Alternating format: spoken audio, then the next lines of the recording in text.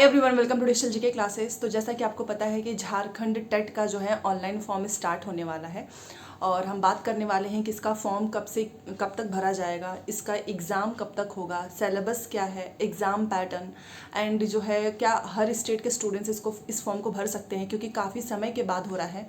और ये जो झारखंड टेट है, जितने लोगों ने भी सीटेट किया होगा उनको भी देना होगा, और कुछ लोगों का सीटेट अगर इस बार नहीं हो रहा होगा तो ये आपके पास एक अच्छी अपॉर्चुनिटी है, क्योंकि झारखंड टेट के बाद से जो है 24,000 के आसपास शिक्षक भर्ती होने वाला है। तो पूरी वीडियो डिटेल में है, अच्छे से सारी नोटिफिकेशंस को मैंने एक एक चीज़ पढ़ लिया जो कि आपके काम का है, ताकि इस वीडियो में आपको अच्छे से एक्सप्लेन कर पाऊँ एंड आपके सारे डाउट्स क्लियर हो जाएं। क्योंकि व्हाट्सएप पे बहुत सारे मैसेज आ रहे थे, टीम के द्वारा बताया गया कि जिन लोगों ने सीटेट में नोट्स लिए थे तो क्या वो झारखंड जो है टेट में काम आएगा।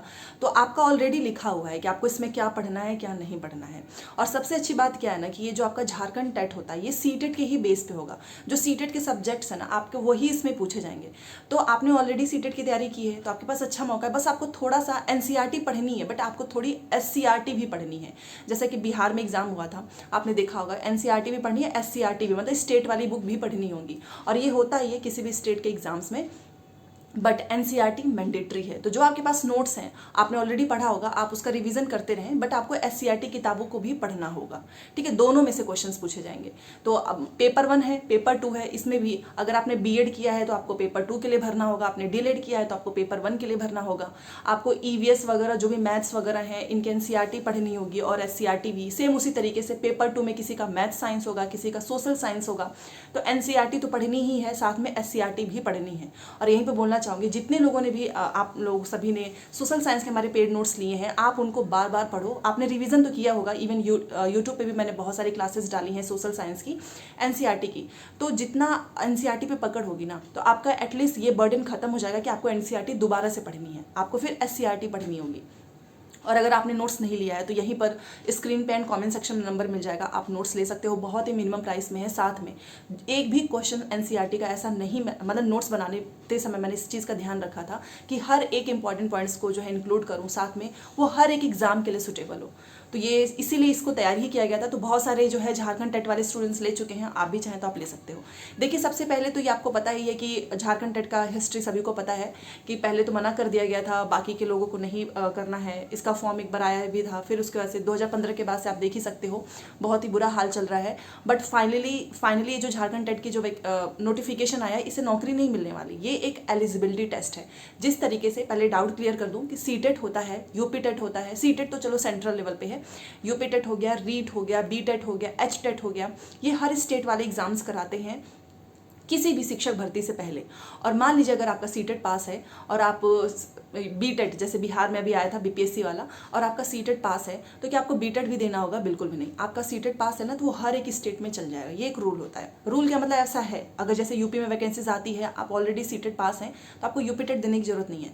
बट झारखंड में ऐसा क्या है ना कि सीटेट अगर आपका पास है ना, तो भी आपको झारखंड टेट देना होगा। पे मैंडेटरी है कि शिक्षक भर्ती में वही लोग अप्लाई कर पाएंगे जिन्होंने झारखंड टेट पास किया हुआ है। तो जितने लोग इस बार पास कर रहे हैं, अगर आप झारखंड में शिक्षक बनना चाहते हैं तो अप्लाई कर लेना। बट इसके लिए जेटेट के लिए, और मान लीजिए जो लोग सीटेट में 1-2 नंबर से जिनका नहीं हो पाया, जिनका रुक चुका है, या फिर जिन्हें लग रहा है कि इस बार मेरा नहीं होगा, तो आपके पास एक अच्छी अपॉर्चुनिटी है, आप झारखंड का टेट दे सकते हो। और वहाँ पर शिक्षक भर्ती आएगी 24,000 के आसपास, सैलरी अच्छी होती है वहाँ पे, तो आप उसमें अप्लाई भी कर पाएंगे। ठीक है, ये मैंने यहाँ पे इसलिए क्लियर किया है क्योंकि बहुत सारे सीटेट वाले स्टूडेंट्स सोचेंगे कि उनका सीटेट पास है तो उनको देने की जरूरत नहीं, ये सबको देने की जरूरत है। दूसरी चीज़ कि यहाँ पर हर एक स्टूडेंट्स जो है अप्लाई कर सकता है, वो चाहे किसी भी स्टेट का हो।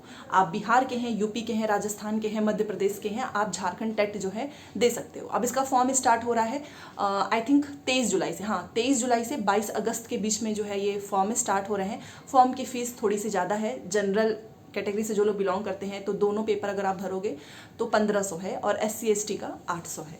तो फॉर्म की फ़ीस तो ज़्यादा ही है। और सिंगल में आई थिंक 800 है, हाँ, अगर एक एक पेपर अगर आप भरते हो तो। सेम उसी तरीके से है जिस तरीके के सीटेट में सब्जेक्ट्स होते हैं। तो यहाँ पर बात हो गई कि सभी लोग भर सकते हैं, मैंने फॉर्म की फ़ीस भी बता दी, डेट भी बता दी। अब यहाँ पर बात कर लेते हैं कि एलिजिबिलिटी क्या है। देखिए, एलिजिबिलिटी आपको पता ही है कि एनसीटी का जब से वो 2018 का जो अभी सुप्रीम कोर्ट का जजमेंट आया उसके अकॉर्डिंग पेपर 1 में केवल वही जा पाएंगे। डीएलएड वाले, आपने 4 ईयर का जो बीएलएड किया है वो भी जा सकते हैं। और पेपर 2 में जो बीएड वाले हैं वो पेपर 1 में नहीं, वो पेपर 2 का भरेंगे। ये तो एज यूजुअल है, जैसा कि अब सारे एग्जाम्स में होते हैं। डीलेड वाले पेपर 2 भी भर सकते हैं अगर आपका डीलेड प्लस ग्रेजुएशन है, ठीक है। अब यहाँ पर एक चीज़ ध्यान रखिएगा कि थोड़ा सा स्कोरिंग में डिफरेंट है। जैसे कि जनरल, मान लीजिए आप जनरल कैटेगरी से बिलोंग करते हैं तो आपको 90 नंबर लेकर आना है, ओबीसी SC ST 82, बट हर एक सब्जेक्ट में आपको 40% लेकर आना कंपलसरी है। जैसे कि क्या होता है कि कुछ लोग 7 नंबर लेकर आते हैं किसी सब्जेक्ट में और किसी में बहुत ज़्यादा लेकर आते हैं, तो इस केस में फिर आप फेल हो जाएंगे। तो इन्होंने ये चीज़ थोड़ा सा डिफरेंट रखा है कि जैसे CDP है, मैथ है, EVS है, चाहे आपका मैथ साइंस है, सोशल साइंस है, तो ये नहीं कि किसी एक में आप 50 लेकर आ रहे हो, किसी एक में 10 लेकर आ रहे हो, नहीं, हर एक सेक्शन में आपको 40% लेकर आना जरूरी है। तो ये एक चेंजेस है, ठीक है। एलिजिबिलिटी सभी को पता है, पासिंग मार्क्स भी पता है, फॉर्म भी भर लीजिएगा, फॉर्म स्टार्ट हो जाएंगे, ऑनलाइन एप्लीकेशन स्टार्ट होगा, अगस्त तक फॉर्म भरे जाएंगे, सितंबर में इसका एग्जाम हो जाएगा। और एग्जाम के बाद ये जो आपका एग्जाम होगा, इसके रिजल्ट के बाद आपको 24,000 शिक्षक भर्ती देखने को मिलेगी।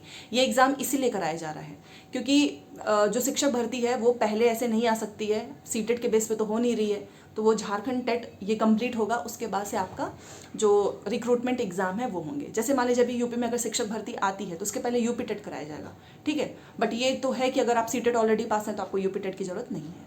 अब यहाँ पर आपका जो है रिटन होगा, उसके बाद से रिटन में आप जितना स्कोर करेंगे उस बेस पे आपका सिलेक्शन होगा। ये एक जस्ट एलिजिबिलिटी टेस्ट है, इसके मार्क्स आपके नहीं जोड़े जाएंगे, कोई नेगेटिव मार्किंग नहीं है, ऑब्जेक्टिव बेस्ड एग्जाम है और मार्क्स सीट पे होना है, ठीक है।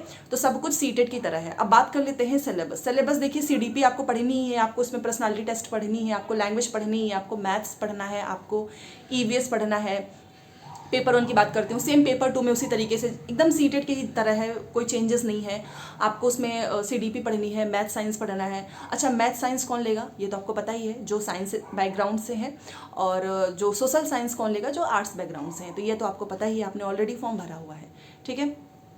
अब इसमें किस तरीके से आपको तैयारी करनी है। सबसे पहले तो देखो, इनका जो सबसे लास्ट एग्जाम हुआ था उसके क्वेश्चंस पेपर को देखना। मैं कोशिश करूंगी कि डाउनलोड करके अपने टेलीग्राम चैनल पे भेज दूं ताकि आपको एक आइडिया लगे, क्योंकि इतने दिनों से तो एग्जाम ही नहीं हुआ, इतने सालों से एग्जाम नहीं हुआ है। तो टेलीग्राम का लिंक भी कमेंट सेक्शन मिल जाएगा, ज्वाइन कर लेना।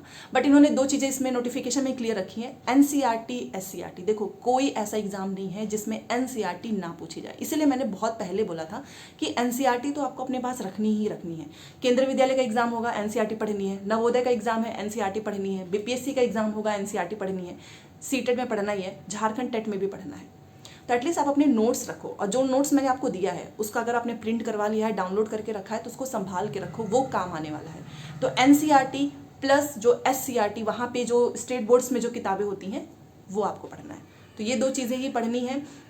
जैसे मान लो अगर आपका मैथ साइंस है तो अगर आपने NCERT से ऑलरेडी मैथ साइंस पढ़ रखा है इस बार के लिए, तो फिर आपका बस रिवीजन वहाँ पे करना है। फिर आप SCERT किताबों से पढ़ो, और जिसने नहीं पढ़ा है अभी आपके पास समय है, ठीक है। पेपर आपका सितंबर में होना है, तो अभी भी आपके पास समय है, जुलाई अगस्त, ठीक है। एक चीज़ बस बोलना चाहूँगी कि अगर आप ये सोचेंगे कि सीटेट नहीं मतलब कि छोड़ देते हैं इसको, आगे दूसरे एग्जाम्स, तो आपको पता ही है कि अभी कोई शिक्षक भर्ती सामने दिख भी नहीं रही है, और ये एक ऐसा एग्जाम है जिसके बाद से आपको तुरंत शिक्षक भर्ती देखने को मिलेगी, ठीक है। तो अगर आप सीटेट पास हैं, नहीं भी हैं, तो भी अगर आप चाहें तो अप्लाई कर सकते हैं, ऑल स्टेट के लोग। और बाकी सारी चीज़ें मैंने आपको बता दी है। क्वेश्चंस पेपर एक बार देख लेना, फिर देखते हैं इस पर अगर क्लासेस पॉसिबल हो पाएंगी तो क्लासेस भी लेंगे, ठीक है। तो चलो मिलते हैं नेक्स्ट क्लास में। Thanks for watching.